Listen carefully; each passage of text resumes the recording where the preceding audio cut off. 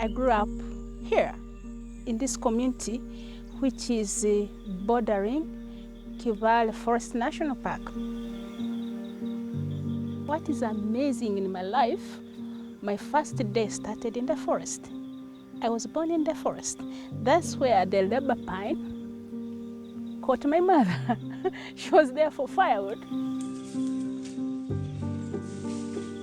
And when it was time to give me a name, I was called Kemgisa, which means lucky. I was lucky enough to survive. Margaret Kimagisa is the first person we ever met. We were two kids, showed up in the forest. It was a special day. I was wandering around the forest and I find these beautiful people lying on the ground. I just thought they were tourists, but finally they told me, oh, we are researchers in Kibale Forest. Everyone was out in the field and we were lost, and she just appeared like an angel and was like, hi, you guys look like you need some help. And I kept following them up because they were young, smart, and energetic. And here we are together working as a team for New Nature Foundation project.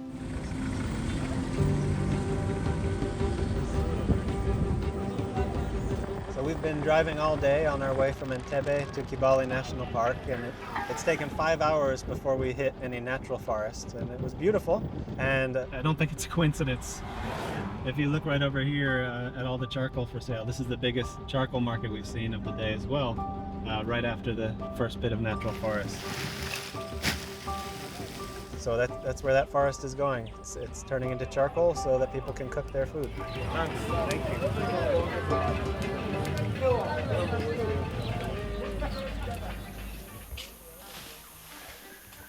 These are berries from Algeria, the tree you are seeing here, and this is what chimps are eating right now. They prefer fruits more than any other stuff because fruits have sugars. They like a lot of energy and they do a lot of work because in a day chimps can move 7 to 12 kilometers.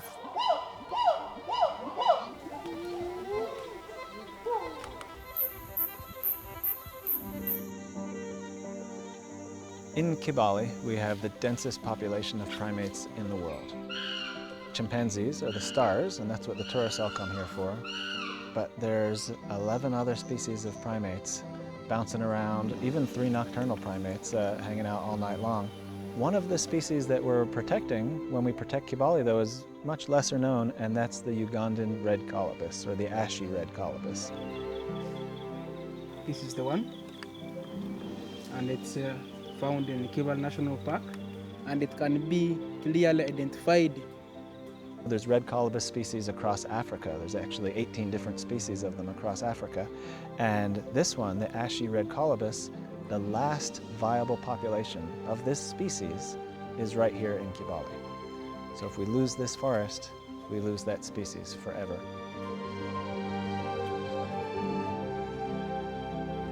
New Nature Foundation officially got its start in 2009, but of course we've had our start here since 2000 as students. We saw in the first trip what we felt was a community of people and a community of researchers living completely separate lives. Folks are told the forest is for the tourists, the forest is for the researchers, stay out. And that's ridiculous, because how are you going to gain a love for this natural spot, you know, where we're here in Kibale now, and it's just amazing. Every square inch is full of life, and we love that because we came here, because we experienced it. Hello. So for 23, 24 years, we've been loving this place, working for it, becoming a part of the community. Margaret is our project manager. We made this stove yesterday and we left it stay overnight.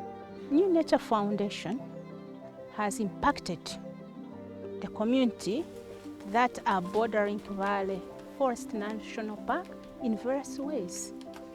They have educated families to make their own energy-saving stove so that they can use as little firewood as possible. Our traditional stove used to take more firewood than this one.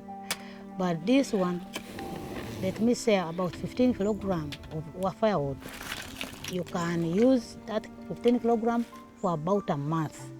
But for the old stove, you can use it for 3 days or 4. The stoves that we build are made from local materials and are very easily replicable and completely affordable by the community. It took me 1 hour to make my stove. We're teaching folks how to build these We're stoves not for using themselves. cement, we're using mud. I love the stove so much. We're using dung. We're using free materials that you don't need any money to build. You can buy bricks if you want. Yeah, you can buy bricks or you can make your own bricks. The rocket stove design was developed in the 60s. It's a very simple idea, just a rocket elbow, and that changes the flow of air through the stove, which changes the way the fire burns. It means it burns a little bit hotter, and that cooks your food quicker, of course, but it also burns up a lot of the particulate matter in the smoke, which makes it a healthier stove. There's only one place for the air to get in and one place for the heat to come out. So that also makes it much more efficient. So you're still cooking on firewood when you use this stove, but it uses 30 to 50% less.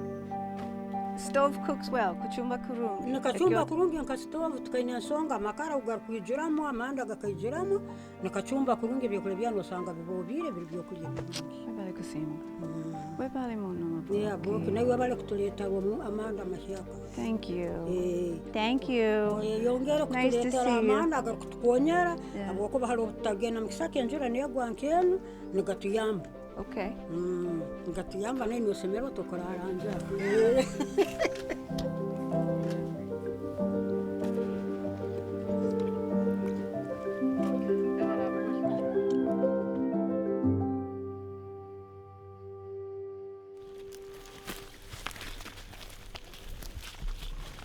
Do you remember this trail? I mean, it's changed a lot. This is one of the most famous fungus pests. So fuel-efficient stoves were the first thing we introduced for the project, along with planting trees. There are plenty of species of trees that grow very, very quickly. Native trees. Native trees.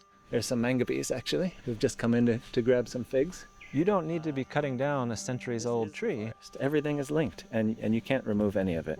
That took, 100 years just to get this big, and then another 300 years to get this big. There are species that can get up to firewood size in 1 year. And then grow right back again when you cut them. So those are the species that we promote, and there are types of trees that are legumes, just like beans, and they add nitrogen into the soil as they grow. So if you plant one of these species next to your crops, you're growing firewood at the same time as you're fertilizing your crops. And they don't take up any land. My late grandfather and other people, like 100 years ago, were living in harmony with the natural resources available on nature. Let's take a look at Kibale Forest. The population was well balanced with the resources available. But in the current situation, look, we are so many people.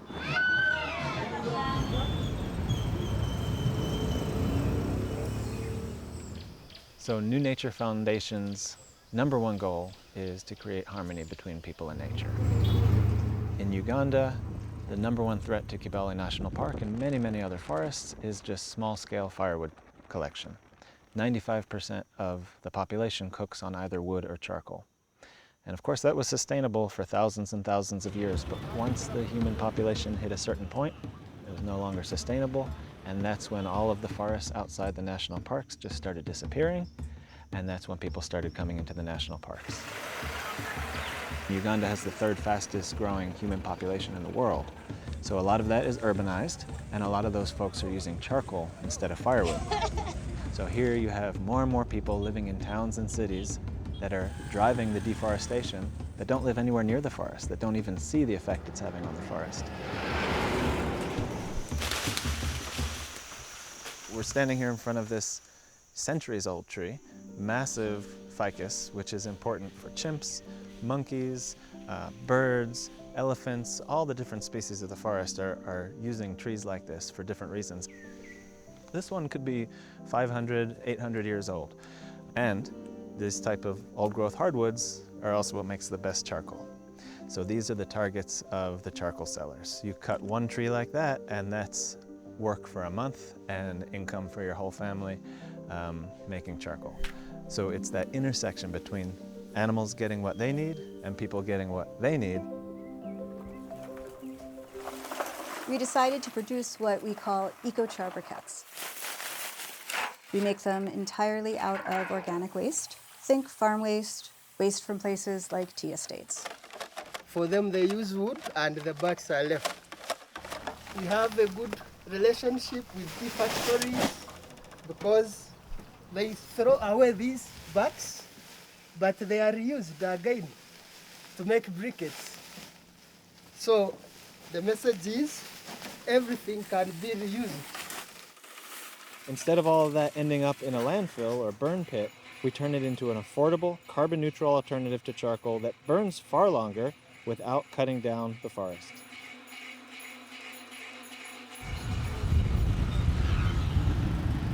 In fact, it's such a hit that we can't keep up with demand. This guy here is called David Muhumuza. He has been our customer for a long time.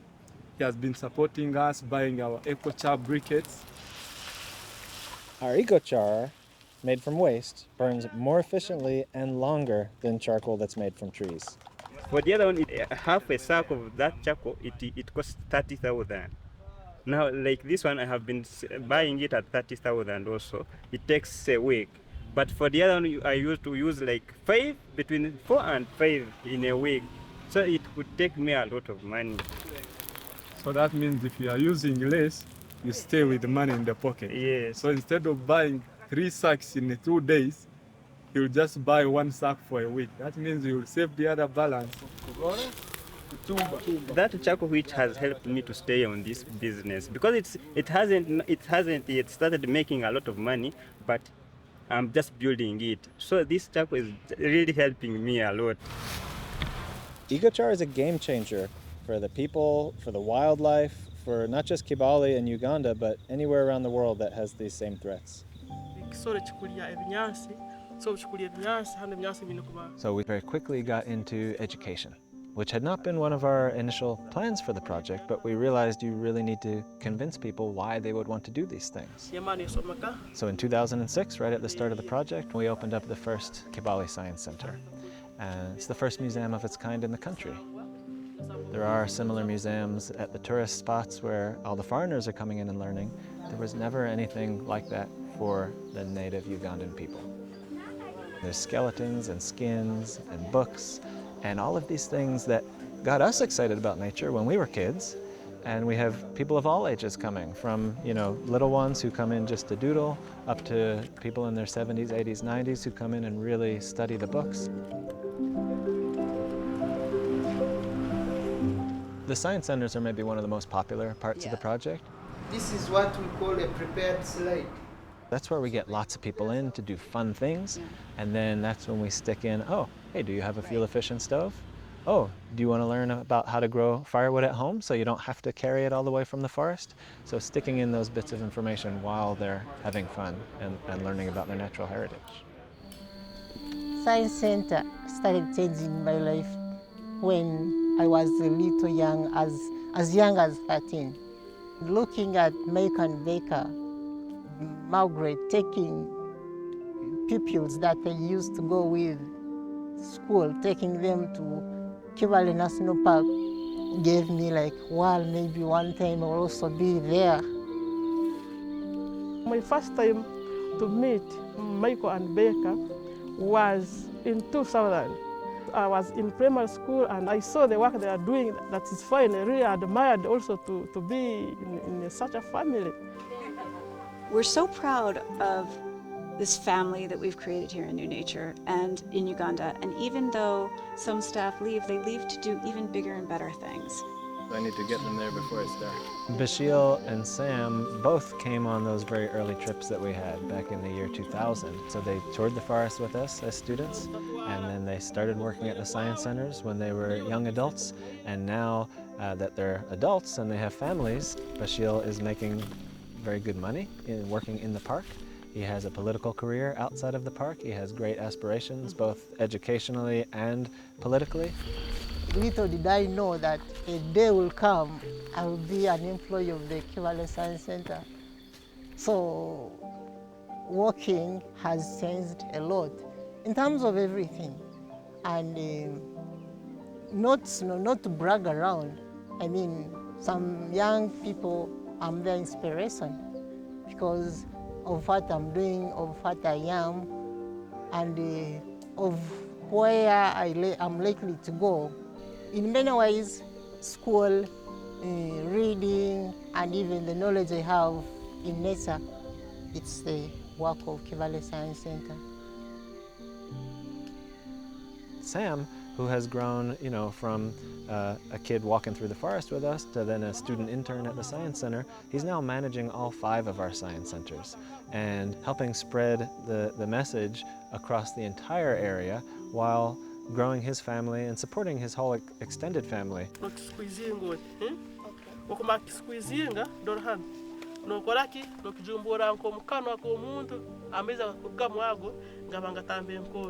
The work that Kibale Science Center is doing has a great impact to the ecosystem. They are telling people to live in harmony with the forest, and not only with the forest, but also with the animals that are living in the forest. And doing that, lives of trees and animals are spared. For example, if people are using Eco-briquettes made out here at Kibale Science Center, they are not going to cut down trees. That means trees that provide food to other animals are going to be spared, and you shall see a multiplication. And when kids come here at Kibale Science Center and learn about conservation, they are going back to their homes and tell their friends and maybe their mommies, their daddies, that there is a very need of protecting the environment.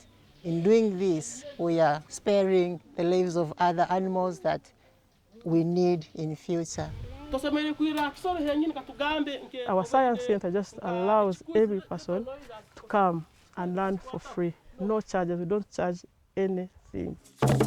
Also, science centers, we have competitions at the end of the year. Once a year, we gather people together in conservation competitions. We have Ugandans teaching other Ugandans about the environment, about the stoves, about the briquettes, through traditional song and dance and celebrations. So it might be a tune that's hundreds of years old, the traditional Batoro dancing, but they put new words on it, talking about the forest and animals and conservation and the science centers and the briquettes. We want to instill the idea that we're not teaching you something, you're teaching us. You're teaching your community. The old people still remember that you used to honor this animal or that, but it's getting lost. And so that's what New Nature Foundation pushes for, those solutions that just a couple of kids from Philadelphia and a community of like-minded people can accomplish.